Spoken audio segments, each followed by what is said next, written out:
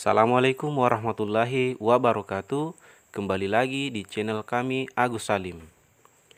Video kali ini kami akan berbagi pengalaman mengenai strategi yang kami lakukan sebelum tes CPNS. Dan alhamdulillah hasilnya sangat memuaskan. Saya dan istri saya berhasil meraih impian kami sebagai PNS di tahun 2019. Semoga Bapak Ibu pejuang NIP bisa mengikuti jejak kami. Baik, langsung saja pada video pembahasan.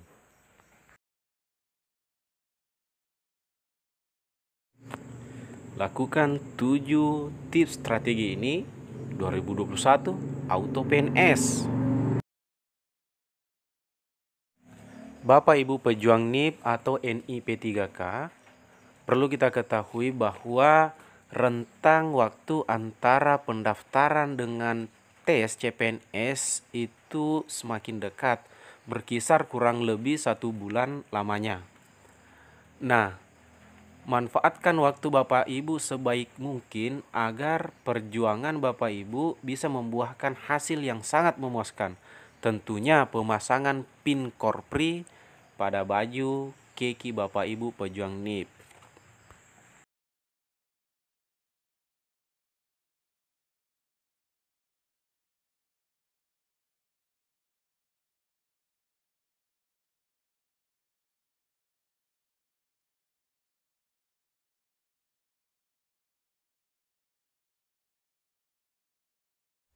Strategi yang pertama kami lakukan adalah menghindari belajar secara mendadak.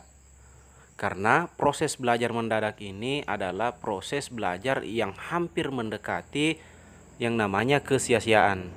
Nah, sedangkan kita belajar adalah untuk mendapatkan sebuah hasil yang memuaskan.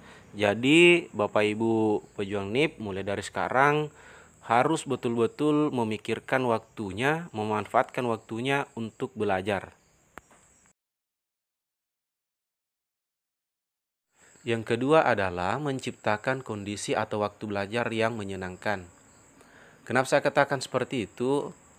Karena waktu belajar itu sendiri terkadang menjadi permasalahan bagi diri kita. Karena kenapa? Terlalu banyak kesibukan yang harus kita kerjakan selain dari belajar. Nah, saran saya sesuai dengan pengalaman yang saya lakukan dengan istri saya adalah kami menyisihkan waktu kami 2 jam dalam satu hari. 1 jam pertama ketika kami bangun pagi dan 1 jam kemudian ketika menjelang sebelum tidur. Nah, waktu ini efektif untuk belajar.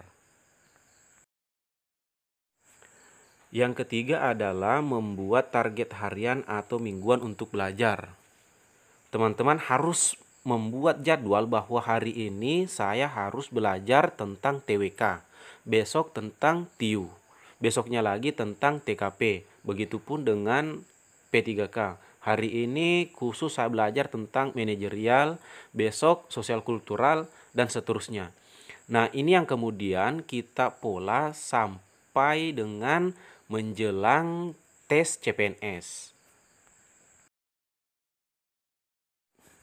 Yang keempat adalah membuat rangkuman harian. Teman-teman mungkin bisa menyediakan 1 buku kecil untuk menulis beberapa hal-hal penting atau hal-hal pokok dari materi yang kita pelajari. Cara ini lebih efektif untuk membantu kita mengingat semua pelajaran yang kita telah pelajari. Yang kelima adalah meminta bantuan Mbah Google. Kenapa saya katakan meminta bantuan Mbah Google? Karena terkadang ketika kita belajar, terkadang ada beberapa kata ilmiah yang kemudian tidak kita pahami artinya ataupun tidak kita mengerti artinya. Nah, pada saat itu tidak apa-apa meminta bantuan Mbah Google. Namun saya sarankan kepada teman-teman jangan sekali-kali menggunakan atau meminta bantuan Mbah Google pada saat tes. Otomatis Bapak Ibu atau teman-teman bisa didiskualifikasi dari tes CPNS. Namun minta bantuanlah kepada Tuhan. Semoga kita semua, Bapak Ibu atau teman-teman yang lain lulus tes CPNS atau P3K 2021. Yang keenam adalah membuat kelompok belajar. Bapak, Ibu, atau teman-teman bisa mengajak teman-teman yang lain untuk membuat kelompok belajar. Apa manfaat dari kelompok belajar? Adalah kita bisa saling bertukar pikiran. Mungkin si A mereka ahli dalam wawasan kebangsaan, kita ahli dalam wawasan kepribadian. Nah, dalam kelompok belajar itu kita bisa bertukar pikiran, saling berdiskusi, dan mencari solusi atau mencari trik dalam menjawab pertanyaan. Nah, pada video selanjutnya saya akan membuat video cara atau trik menjawab pertanyaan melalui analisa pertanyaan.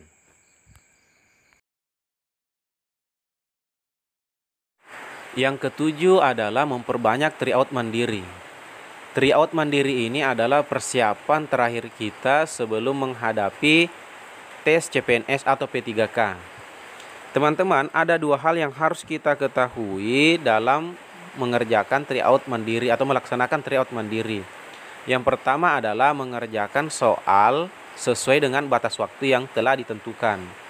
Untuk CPNS, batas waktu yang ditentukan adalah 100 menit dari 110 soal. Sedangkan P3K adalah 90 menit dari 100 soal.